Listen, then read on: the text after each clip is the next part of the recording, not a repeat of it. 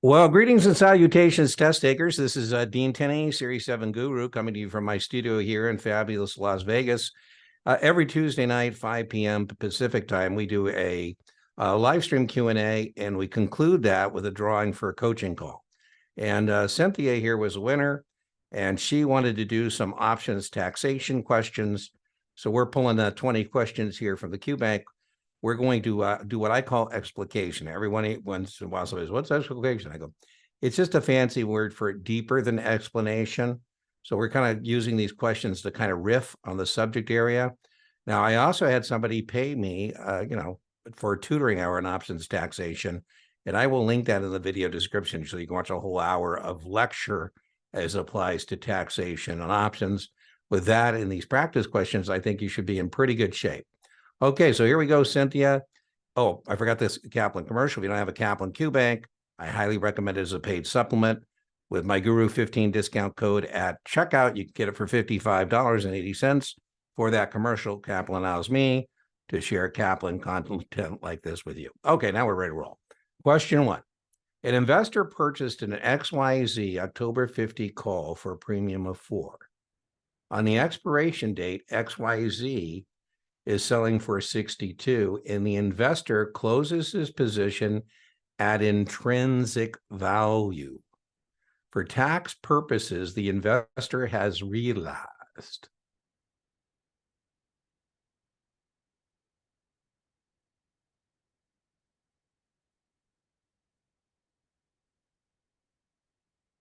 You know what I would, I always recommend that you do things on a per share basis. And so I'm going to track this money in and out here, right? You can use minuses, you can use debit, you can use whatever you like. Dean likes to use dollars out, dollars in. And I think a great memory aid device is T.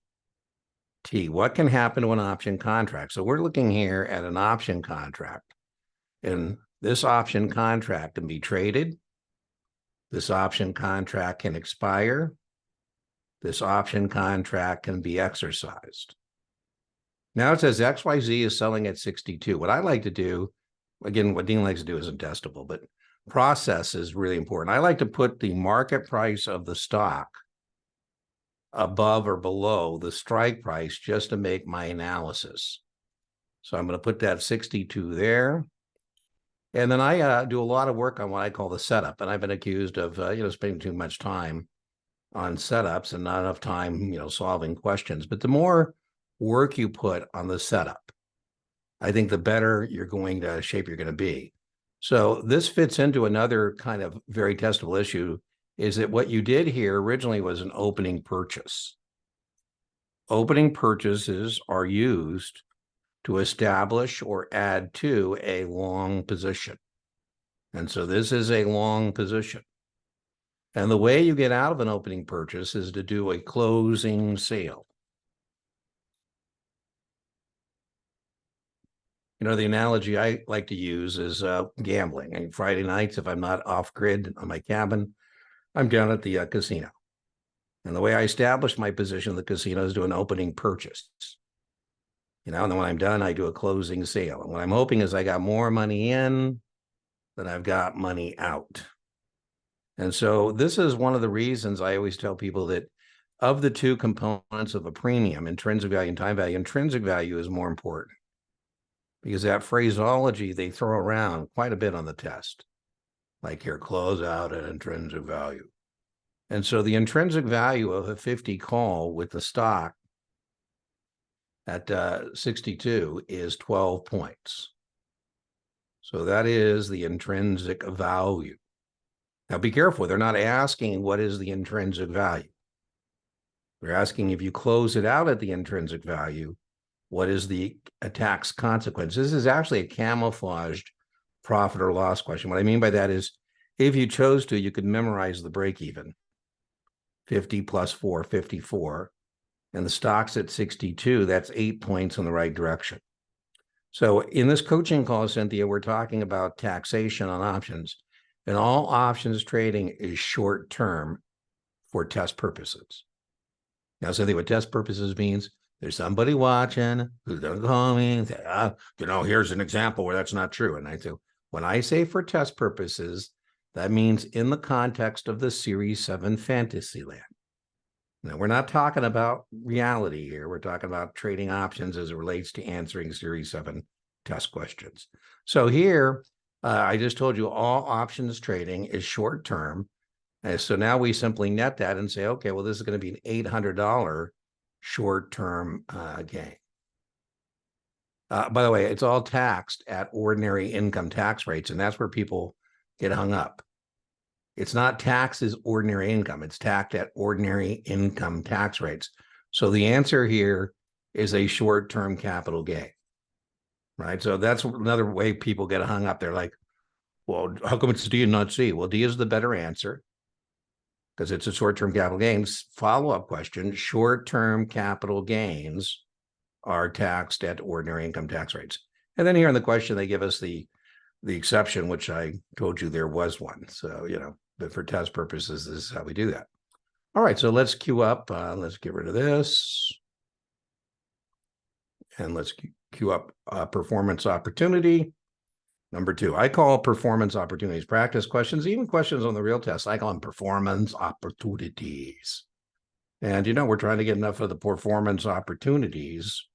Then we go down there and examine the performance opportunities count that we can get the right answer, right? Okay, so an investor writes 2, so that's going to be important. Because we say, ooh, 2 contracts here. Tricky. Now, I recommend we do things on a per share basis. And then we're all done. Remember that there's 2 of them. If you don't want to do it that way, then you got to consistently multiply throughout the question. I think that's a mental mess. So an investor writes 2, January 60 puts it 3 in September. Who cares? We don't care that it's September because Dean just said all options trading is short term. So it doesn't matter when you buy it or sell it, in terms of trading.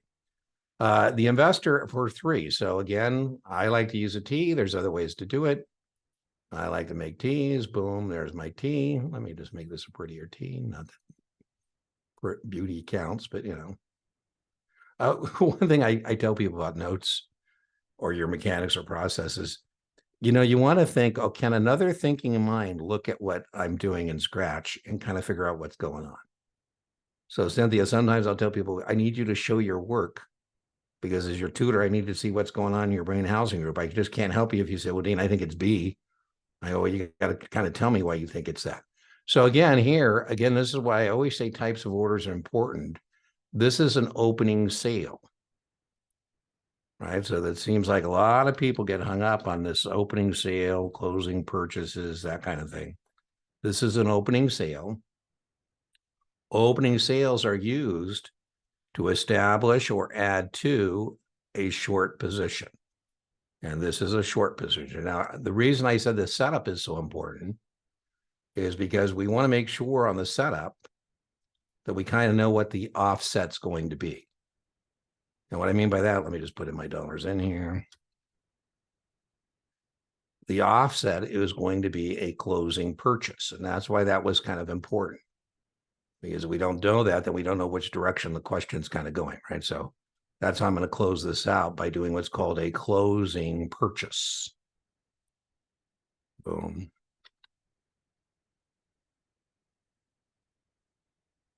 Whoops. And we put that in a little smaller font here. Okay, so by the way, I haven't looked at what the question is. So I think before you do anything, you should kind of do the setup and then see what the question's about. So, so far I haven't read the next part of the question. So an investor writes TWQ January 60 puts it 3 in September. The investor buys back. Another way we could have said that on the test is does a closing purchase. A closing purchase. So he buys it back at 4.5.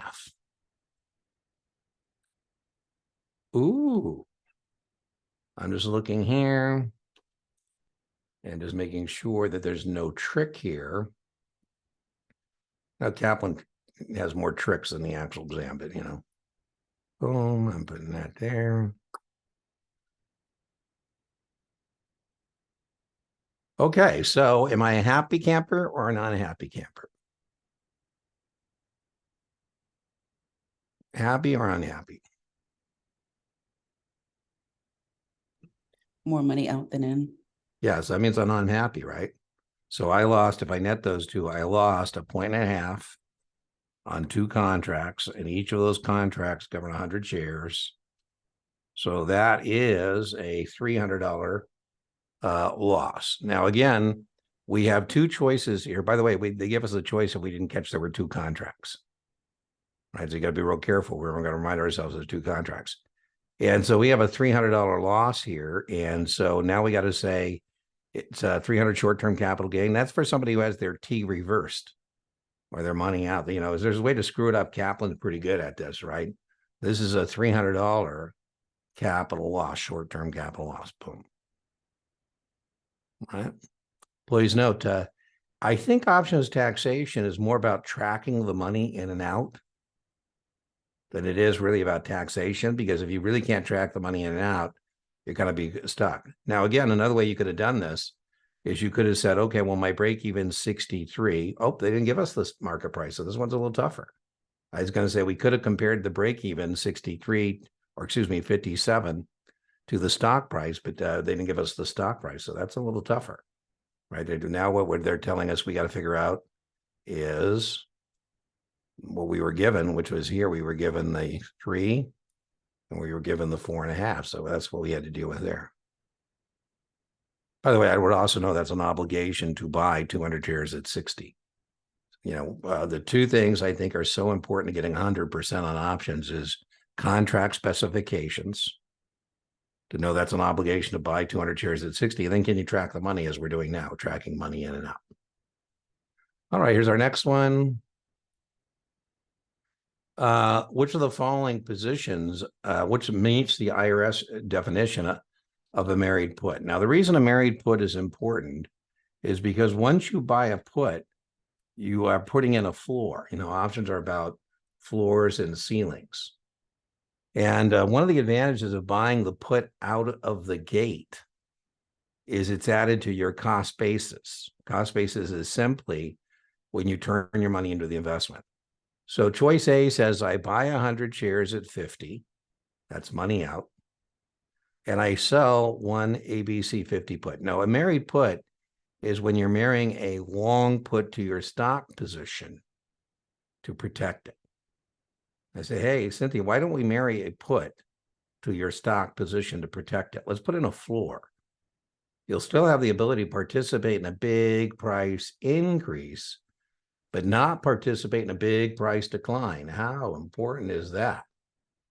You say, well, that sounds bueno. You know, if I were your registered option principal and I said, what does your client want to be approved for? You said, Dean, he wants to be approved to buy puts on stocks that he owns. As a smart guy.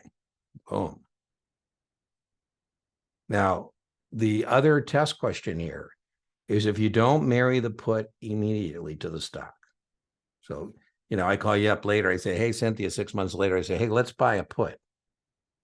That will interrupt your holding period. So a lot of people say to qualify for a long-term capital gain, you got to hold the investment for more than 12 months. Please note my phraseology, it's different. To qualify for long-term gain, you've got to be at risk for more than 12 months. And so if you don't buy the put out of the gate, you buy it in the future, that will restart your holding period because the IRS says, okay, you're no longer at risk. So that's the distinction between buying the put out of the gate and buying it later. All right, so that is C. Customer is long 100 shares of QRS at 62.50. So this is a really good one here because, you know, I say more often than not, taxation follows break even. More often than not, taxation follows break even. With, you know, an exception. And this is the one that I think throws people for a loop. There will be covered calls on your test. They won't be, you know, more about taxation than why we're doing this. We're doing this to generate additional income on the stock position. So again, I'm calling this the initial setup. Money out, versus money in. And so here it says, I'm long 100 shares of QRS at 62.50. That is money out. Boom. And then it says, I write a QRS September 65 call at 1.5. That is money in.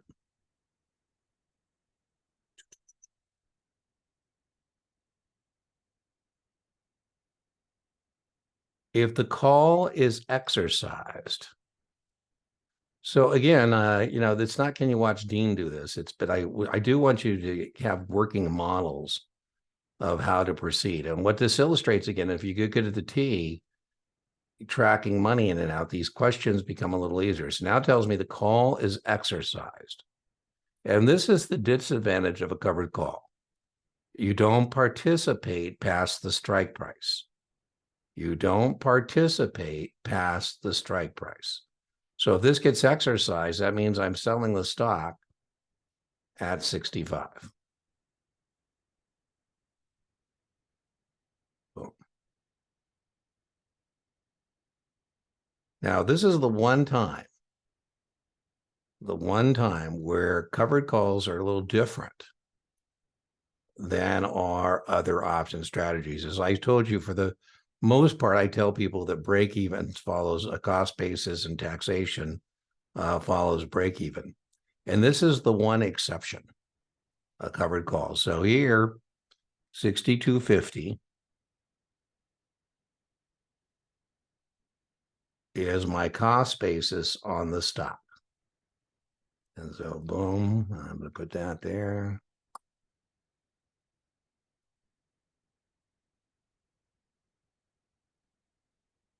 And then I have 66.50. What I'm doing here is just netting out these columns. And that's called my sales proceeds. So a covered call is the one time that break even doesn't actually follow the break even, because the break even here would have been $61, 62.50 minus 1.5. And this is the one time and the one time only in a covered call where that is not the case. Right. So now let's see, the gain is let's just go through. By the way, hopefully at some point, I call this projecting the right answer. So if we get good, we don't need to get good, right? We just need a 72%. That's perfect. That's passing. Right. But, when we get good, we should be able to do a setup and do the question and then go back to the answer set. And hopefully whatever they want to know, we've got the answer to. Right. So that's how I would want us to get eventually. Where, the coaching call, I don't expect you to right there now, but at some point, we hope to be there. Right. So now I can go to the question. It says, what's two statements are true? The gain is $250. The gain is $400. Yeah. Now I do it on a per share basis, but that's 100 shares, right? And break even is expressed as that. So 2 is true. For tax purposes, the cost basis is 62.50. That too is true. This is the one time where break even doesn't follow cost basis. I tell people, Cynthia, whatever you get asked break even, do cost basis, do the break even. And 99 out of 100 times, if you get asked about cost basis, you do the break even, you will be correct. This is the one exception where that is not true. It doesn't follow the break even. So 61 isn't your cost base. 61 is actually the break even. So it is 2 and it is 3. Excellent. This is helpful, Dean, because I was always thinking that cost basis and the sales proceed had to be like minus from each other. Yeah. Well, you were netting. Yeah, we are comparing the two for sure. Mm-hmm. So yeah, so you get more open work models. And then, like I say, for those watching the replay, remember, for the most part, if you get asked cost basis and you did the break even, which here is 61, that's what's so frustrating, is there's a lot of people who miss this covered call because they go, oh, 62 out, 62.50 out, $1.50 in, 61, boom. And that's the break even. That is not the cost basis. And again, it's one of the very few exceptions to that. Right. So I'm glad you found this helpful. All right. So let's go do our next one. What happened? I went the wrong way, I think. There we go. Let's clean up our slide. An investor sells One January TCP January 50 put at 7 on July 15th, 2019. Who cares? Because we said all options trading is short term. So it's just there to cloud our mind. They're trying to do that Jedi mind trick on us. The put expires. I did say that there are three things that can happen in an option contract. T, good memory. It can be traded, it can be exercised, it can expire. So at expiration, the stock was 50 or higher because that's how puts expire. If at expiration, the contract has no intrinsic value, the contract will expire worthless. And so it looks like we're a happy camper, right? Because we agreed to be a potential victim. Nobody victimized us. We get to go neener, neener, neener. And we get to keep the $700. Now here's Kaplan again being a jerk, because now they got to tell us, are we going to put this on our 2019 tax return? Or are we going to put this on our 2020 tax return? So it says, what are the tax consequences? So we have a $700 short-term capital gain that we should know. So we know it's either A or C. Remember, it's taxed at ordinary income tax rates, but it's not ordinary income. It's a short-term capital loss or capital gain, excuse me, because we get to keep the money. So this happened January 50. So if this was July 15th of 2019 and expired, that was on the third Friday at 11:59 p.m. Eastern time in January of 2020. Tricky, tricky, tricky, tricky. So, Kaplan tried to catch us here. So, here, what they did was try and trick us on what the trade date versus when this contract expired. Right? It expired in January. That would have been the next year. I always joke Kaplan jerks are the bigger jerks than the real jerks, which is a good thing. I had somebody on social media today, and I assured her she's the only one who believes this. She said, I'm afraid these Kaplan questions are too easy. I said, listen, you're the first I've ever heard of somebody saying that Kaplan questions are easier than the actual exam. So I told her, listen, they're difficult to, on purpose. All right, which are the following effects? I like this one. So I kind of told you we got to be careful. So Dean's phraseology, once again, was to qualify for long-term capital gain. Most people say you have to have held the investment for more than 12 months. And my phraseology is a little different. I say to qualify for a long-term capital gain, you have to be at risk for more than 12 months, right? And so which of the following affects the holding period of XYZ stock, a position that has been held for 6 months? We should know that if we buy a put, that is going to interrupt the holding period because we're going to have a choice to sell the stock. We're going to have a choice to sell XYZ. And once we establish the choice to sell XYZ, we are no longer at risk. And so that will interrupt the holding period.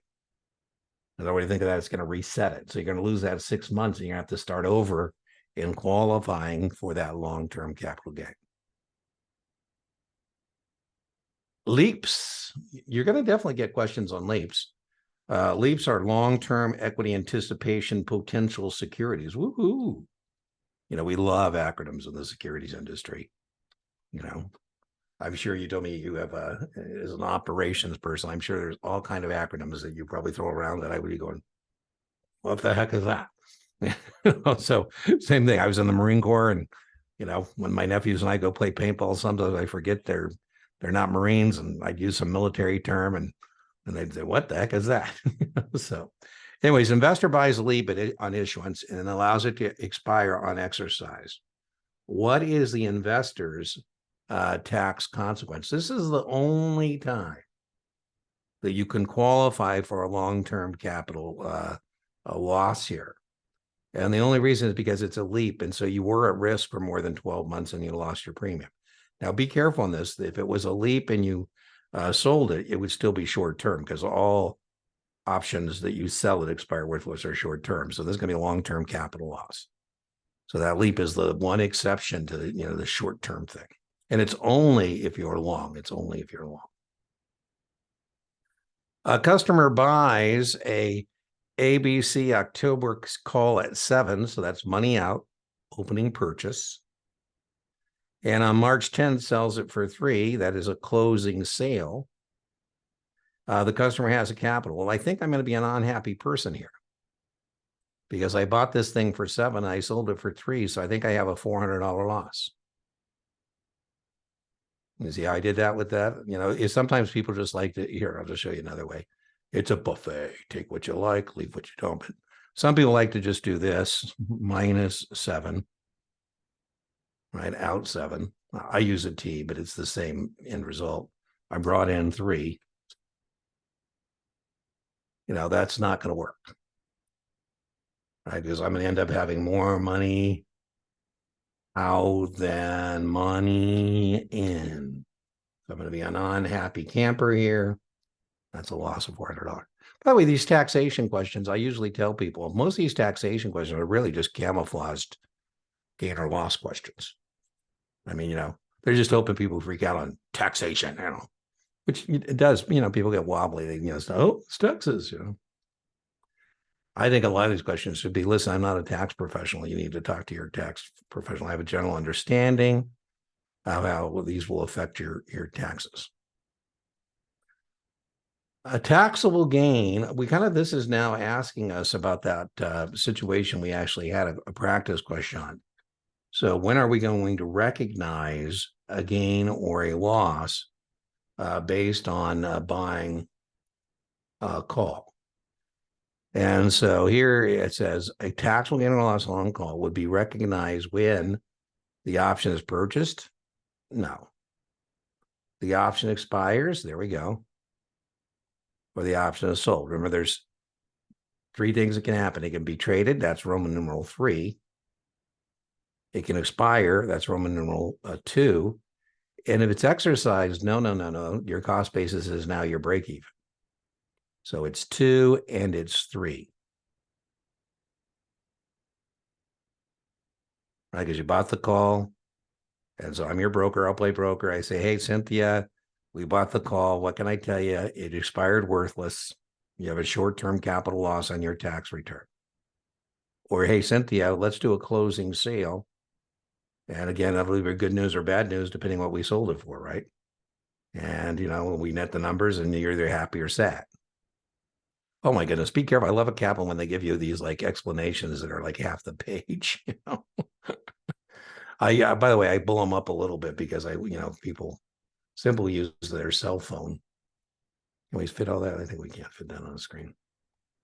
Which of the following actions could affect the holding period? So this is the second time we've actually got this question.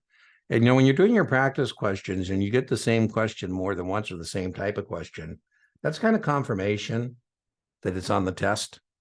Now, I know that some people, I understand that some people are not monogamous in their study materials. You know, they use Kaplan, they use Dean's YouTube channel, they use other preps vendors. And I would just make that same comment. So if you got more than one resource and you're using it and you see the same type of question going on, coming up, that means that everybody knows it's there, right? And remember, we said if you buy a put, that's going to interrupt your holding period, right? Because you're establishing the choice to sell the stock. You're no longer at risk is what that question's about. On January 1st, investor buys a FLB April 50 call at 4 and an FLB October 50 put at 2.5. So we should recognize this as a straddle. This is a long straddle, right? And so we paid 4 points for the call. We paid 2.5 for the put. It says they both expire on exercise. That means worthless. Worthless. That means I lost $400 on the call and I lost $250 on the put. Again, a lot of these tax questions are just camouflage gains or losses. Just for fun, we should be able to do the break even on that. 56.5 is my upside break even. I'm not being facetious. Cynthia, I'm terrible at arithmetic. So anybody offers me a calculator, I'm saying thank you very much. So I'm going to take 50 minus 6.5. And I get my downside break even of 43.5. We should know, where do we want it to be profitable? Were we losers here? If both of these contracts expired worthless, Cynthia, that means at expiration, FLB was 50. And we needed to go outside the break even. So we're losers. By the way, it sounds like a bad thing, but that's a good thing about buying options. If you lose money, you just lose your premium. So as long as you can afford to lose $650, pretty easy to qualify. Somebody wants to buy a straddle or buy a call or a put or a spread. Is this money you can afford to lose? Is this your, I joke, is this your play money? I told you on Friday, I like to go gamble. And I always think, wouldn't it be different if it was like our business? Because it was like our business before they'd let me go gamble. They'd say, hey, Dean, here's a gambling disclosure document with all the risks of gambling. And it's 100+ pages. You can't read it while we wait. So, we're going to go get our gambling principal to approve you. And then they're going to say, hey, Dean, to help you with your math and judgment skills, we're going to give you adult beverages while you're out there to help you, with your math and judgment skills. I go, nah. So again, if you're going to speculate, it's just money if you can afford to lose. I've never had people get upset when they lose their play money. And everybody, for everybody, it's a different number. An investor is long TCB stock for 6 months, buys a call. The call expires in 8 months, and the customer sells the stock 3 months after. What does he realize on the stock? So this is a kind of somebody who is. I'm being suspicious of the question. Here's what I'm suspicious of on the question. I'm going to be going back to this question in a minute and see if perhaps it's a wash sale problem. So if I reestablish the position within 30 days, so let's see, if the call expires in 8 months, the sells the stock 3 months. Okay, so there's no wash sale problem here, right? And so TCB, I had 6 months. I bought a call, not a put. So I established a choice to buy another 100 shares of TCB. So those are separate transactions. So the call expires, so I lost my money on that. That's a short-term capital loss. I sell the stock 3 months after the call expires. Oh my God, Kaplan. So 8 plus 3 is 11, plus the 6 is 17 months. So now I know I'm more than a year, and so that means it's going to be a long-term gain or loss. Listen, this one is another one where I say, Cynthia, outrageous as compared to the actual exam. So they're not going to have any on the exam where you got to go, I had 6 months and I got an option 3 months and another 8 months. You're just not going to have to do it. But as I said, Kaplan's trying to stretch your mind and hope it doesn't go back to the same spot. All right, without any position in the stock, an investor wrote a 60 call for 6. On the expiration date, I like these. These are good practice for folks. And, that's why we offer these coaching calls as replays, because I think this is a common thing that people get hung up on. And so I want to provide working models. So here again is our T. And we're going to go, again, pretty slow through this one because I'm more interested in the mechanics. You can do, any way you want as your, tutor or your coach. I don't care as long as you're coming up with the right answer. But I had this young lady, and I admire how willful she was. But she told me she had her own way of doing options. And I said, well, listen, as long as it's getting right answers, that's great. And I said, however, it's not giving you right answers. You keep getting questions wrong. And so, it wouldn't be, it's okay if you use a different method. Now, I would warn you, don't get too many different voices in your head. So you got to kind of, it's good to use multiple sources, but don't get confused. Okay, so we wrote this. And again, I like this mechanics here. We wrote a 60 call at 6. And so that is going to be an opening sale. And so I want people to get more comfortable with the language. They say when you dream the foreign language, that's when you know it. So I guess whenever you have your first, options dream, you're in good shape. So I'm going to do this again. It's called my setup. I haven't done anything yet. And again, as I said, some people like to use a plus. Some people like to use credit, whatever floats your boat. Now, what I like to do once I get that done is kind of remind myself when I go to close this thing out, I'm going to be going the other direction. Right? Because if I did an opening sale, the way I get out of that is with a closing purchase.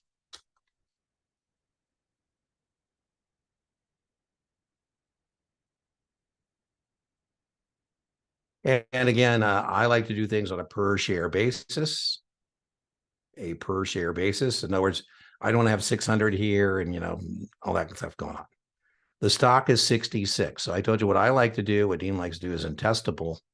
What I like to do is put that above or below my strike to just make my analysis a little easier. So I'm going to put that there,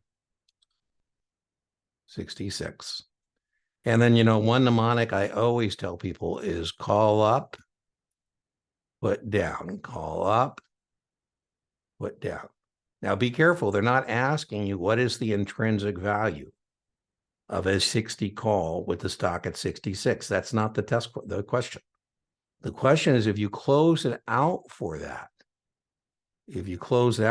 what is the gain or loss? Right? So now I'm just going to plug that in. And that's going to be, they say I close it out. Again, I'm showing you now the minus just because some people like to use minuses. As I said, whatever floats your boat is fine. So now I'm just showing you, boom. And let's put it as the same size, just keep it kind of aesthetically pleasing. And it looks like I have the same number out as in, and that is what break even is when the columns balance. When the columns balance. The grammar here is kind of freaky, broken even. I tell people, Cynthia, that I was a literature major and not an English major, because when I tell them that I'm an English major, they think that I'm a grammar fiend, and I'm not. So I don't even know if that's the proper grammar, broken even. But oh well. I like the setup. I like the setup here. I keep trying to tell people how important it is to get comfortable with intrinsic value, because they do want to say you close it out at intrinsic value is phraseology that is testable. And again, this is could have been it doesn't really look like a taxation question as much as it's a break-even question. So a lot of these taxation questions are actually camouflaged, just basic option questions. All right, let's see what our next one is. And Dean, with that one, would you say that the cost basis would be 6? Well, there is no cost basis because there's nothing in the option. But yeah, we turned it in. Yeah, I like it. Our cost basis, I would like to say sales proceeds. It's kind of weird when you short an option. But yeah, 6 and 6, indeed. Like that. An investor purchased 100 shares of ABC common stock at 60. And at the same time, this is a married put. So at the same time, they bought a 55 put at 2. I actually like this. I'm glad you chose this as your coaching call, Cynthia, because what I really am liking here as a coach is being able to illustrate how to set things up, right? So I actually think getting comfortable with the T. One of my mantras is fire up the T. And if you fire up the T, even if you're struggling, sometimes that's a way to kind of drain the swamp a little bit. And I'll say, well, where's your T? Where's your T? And so here, again, I spend a lot of time. You shouldn't run out of time on the test. You might run out of right answers, but you shouldn't run out of time. And so I like to do this and say, okay, so I paid 55 for the stock. And so there's my initial setup. Again, I just don't like putting, this is just Dean again. I don't like putting 5,500 in there because I just think it's a mess. I like to do things on a per share basis. Then when I'm all done, say, okay, well, what are we discussing here? And look at that. Good thing I have a process here because I almost blew up my T there. We paid 60 for the stock. We paid 2 points for the protection. I think of that put as protection. I established the choice to sell at 55. That is now my floor. That's the whole point. This is a protective put, a married put. Okay, so then I like to make my little arrow. So just to remind myself which way I'm going when I close this thing out, I'm going to go this way. Right? If I do the setup right, it kind of walks me into the, how I'm going to close it out.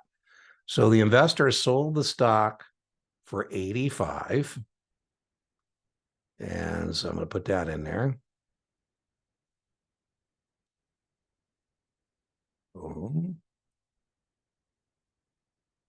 And so I've said more often than not, break even follows cost basis, or cost basis follows break even, however you want to think about that.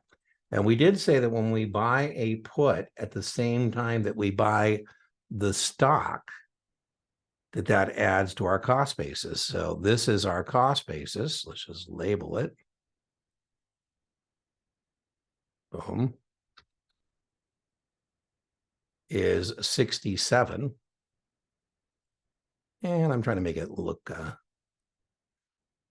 nicer, but you know, you don't get tested on making it look nice, but I'm just trying to make it look nice.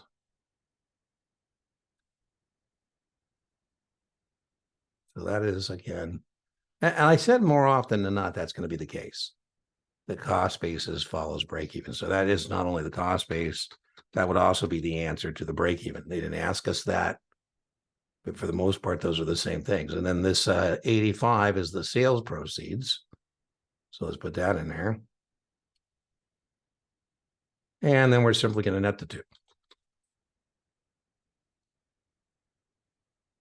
Okay, now I see that I got a little bit of a problem because I have two $2,300 gains. Now I got to go back to the question and establish whether this is a short-term or long-term. And so remember, the long-term, I have to be at risk for more than 12 months. So I began being at risk on March 2nd of 2019. I bought 100 shares at 60 on March 2nd, 2009. At the same time, about a 55 put at 2 on June 2nd. Okay, woohoo. So I've been at risk for more than 12 months, and therefore I qualify for a long-term capital gain. Woohoo. I had a friend of mine, very, very wealthy lady, and her name is Deborah, and we both bought the stock, and then, you know, she sold it. She, you know, we were, you know, did the transaction at the same time. And she goes, well, are you going to sell? I said, well, Deborah, I wish you would have talked to me because, you know, you've been at risk for about 11 months. I know what kind of tax bracket you're in. I know you're pretty blessed financially. And now you're going to get taxed at short-term capital gain, you know, ordinary income tax rates. And so, no, I'm going to hang out for another month so I can get a long-term capital gain. She goes, well, at least I got the money now. I wish I had more of her attitude about, you know, not worrying about, not sweating the small stuff, right? Not sweating the small stuff. Anyways, that's 15. So let's see what our next one is. Let's clean up our slide. For a regular standardized option, any gain on the sale of the contract. I like this. I've said this is pretty, you know, the standard thing with very few exceptions. And I said for test purposes, it's always true that options trading is going to be taxed at short-term rates. By the way, I think it's going to be more, if you get these, I think it's going to be more practical application than it is recognition. In other words, I think it's more likely we're going to have to do the T's and the setups and that kind of stuff.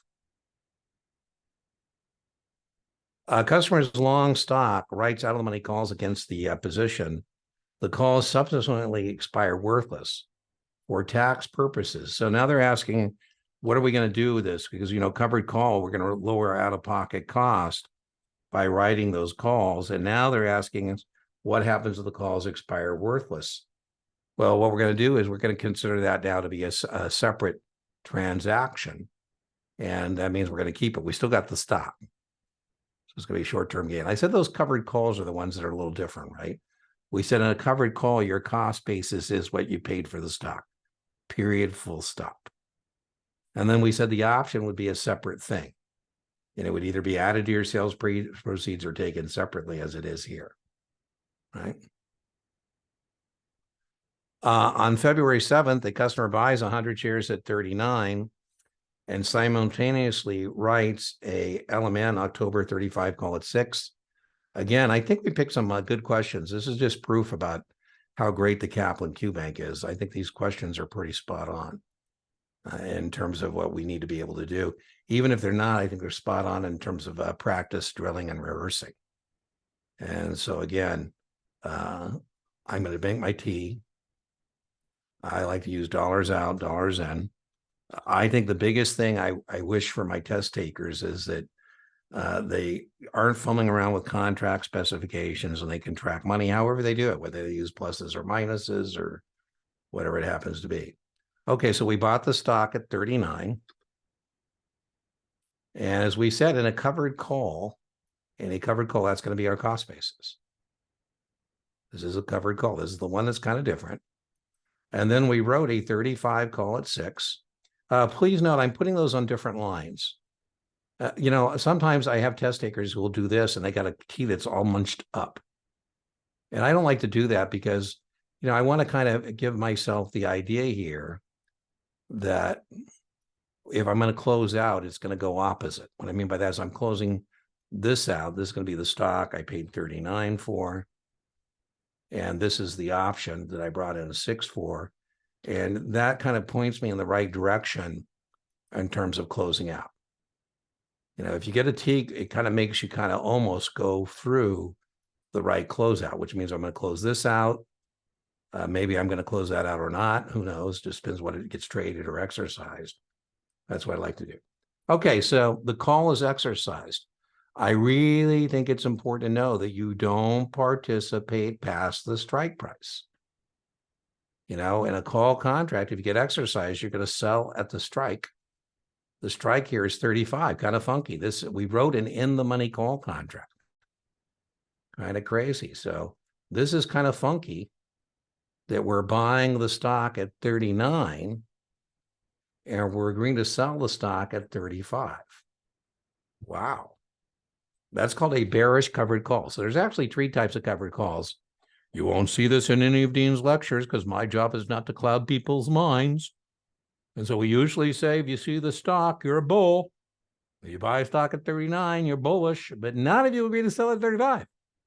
This is a bearish covered call. We have neutral covered calls. Neutral is when I agree to sell at the same stock price I bought it at. And bullish is when I agree to sell at a higher price. Now, it looks like I took a 4-point hit on the stock, but I think I'm still okay. Let's just net this out and see if I'm a happy guy still. And boom. We referred to that 35 or 39, excuse me, as the cost basis. We said this is the one time it does not follow break even. Whoop. And so that's going to be our cost basis. Let's put that in there.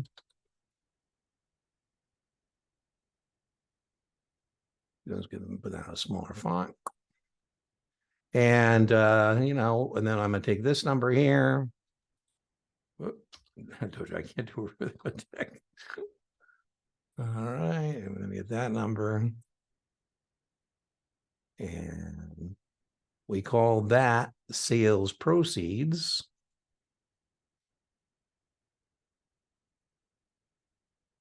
And we'll just put that in a smaller font. And it looks like I'm still a happy camper. It looks like Dean still has more money in than money out. Right? And so now we're just going to net the two. And it looks like I have a $200 gain.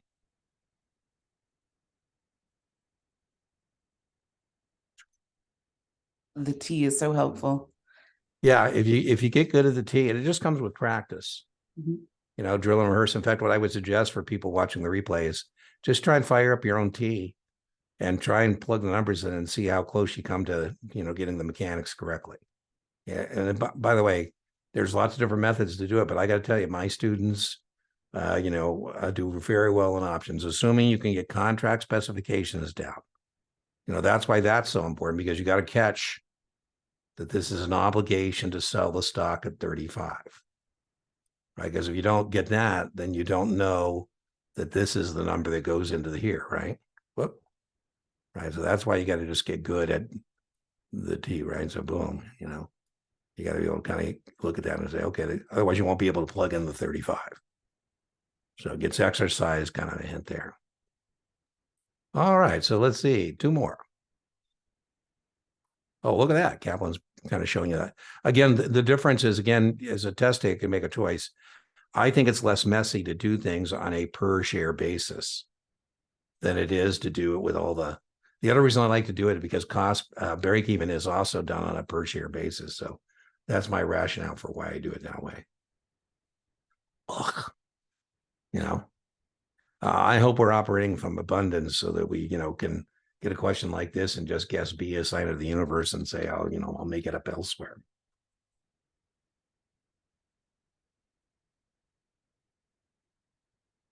An investor purchased 100 shares of RAVAD common stock at 40 on June 17th, 2019. On May 11th, with RVED selling at 60, the investor hedges. Well, now remember, now we got to know that we've interrupted the holding period because now we have a floor at 55. We've established to sell at 55. Stock we bought at 40. We are very happy. I said, listen, we're using this put to protect that gain on the stock. I mean, this is pretty cool. I said, listen, let's buy some insurance here. It's, we're looking good, man. We bought the stock at 40. So Adine now is firing up the T, because we don't want to get a lot going, particularly when we got a lot going on. It looks like we got a lot going on. And again, please note, I'm not actually reading the question yet. I'm still engaged in what I call my setup. So I bought the stock at 40. And there's that number.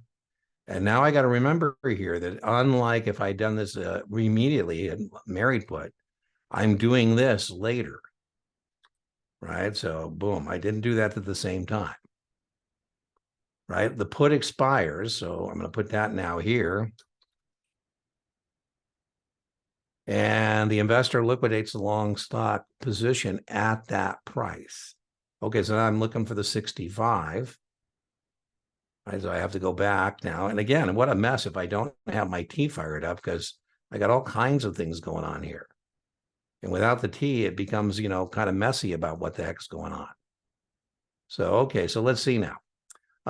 The investor liquidates a long stock. This would result in, okay, so we remember we interrupted the holding period and we did that. I'm just going back to the date, May 11th.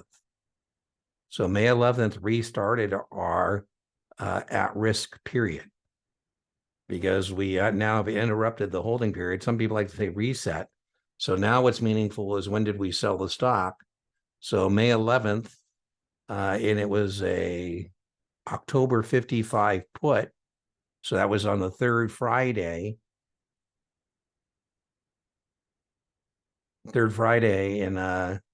in October. So May, June, July, October. We didn't make it for 12 months, did we? And so if it's not a long-term capital gain, it's going to be a short-term, and we lost money on the put. And so we got a $2,500 short-term gain on the stock because we interrupted the holding period. We got a $200 loss on the put. And so the answer is a short-term capital gain of $2,500. That was a doozy. A doozy. I would have known it, but I probably would have used process of elimination on this, Cynthia. I would know that it's not long-term, so that knocks out B and D, right? And then I would know it's not a gain of 2,700. And so I could have done this by process of elimination as well, right? So however you get there, kind of, so to speak, right? Ooh, that one was tough. By the way, anytime there's a rationale that's long, you should give yourself, there's a test taker, say, okay, right, All right, our last one. In February, customer sells one GHI, October 60, put at 3. So that's an opening sale, money in. All right, so again, some people, if you don't want to make a T, you can just say plus 3. Some people like to do that. Whatever floats your boat. And I buy a 70 put for 11. This looks like, I'm just, before I get going here, it looks like this is a put spread. Put spread, right? This is a debit put spread. This is a debit of 8. Are you seeing how I got that debit of 8? I'm just netting those two premiums. That's what a spread is, the difference in the premiums. The customer closes the October 70 put before expiration. So again, I think I'm still going to do a T here. Just boom. And, you know, when you got a lot of things going on, you want to be a little more disciplined about this. So I'm going to put my 70 put here. And I'll put that in a different color. And I'm going to put my 60 put here. And now I can plug in my T. I got 11 out for the 70 put. And I got a 3 in over here. And I went to the T because now it's telling me that I'm closing things out. And again, I like to have a T with me when I'm looking at closing things out, because I just, you know, might help me a little bit in terms of tracking. So I close it out before expiration.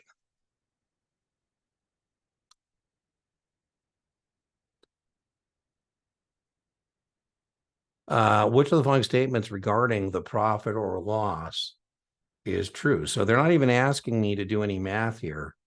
They're just asking me what is the consequences of closing out that put. And what do we say the consequences of all options trading is? It's going to be a short-term gain or loss, right? So it's either going to be a gain or loss, depending on, it doesn't even ask me short-term. We should know it's not ordinary income. I keep making this distinction. It's taxed at ordinary income tax rates, but it's actually portfolio gain or loss. So we should have been able to knock out C. Don't ever tell me on the test there's not enough information to figure it out. That's never correct. So that means A or D. It depends on the disposition of the put. No, it's going to be a short-term gain or loss. So now, as I said, you are never going to receive 20 taxation questions on options. You're going to receive 20 questions on the entire category of options, give or take, but not on option taxation. But you wanted to talk about that in your coaching call. I think, Cynthia, you were a 2-time winner, and that's why your coaching call was an hour instead of 30 minutes. So we do have a rule. You can't win twice in a row, but you can win in different things. And if it takes, you know, I know Cynthia and I have been trying to get this coaching call done for a long time. So I apologize on how long it took us to get it actually done. But if you'd like to get a coaching call, just join us on Tuesday, 5 p.m. Pacific time from Las Vegas. And at the end of that Q&A live stream, we do the drawing, and maybe you too will be a winner.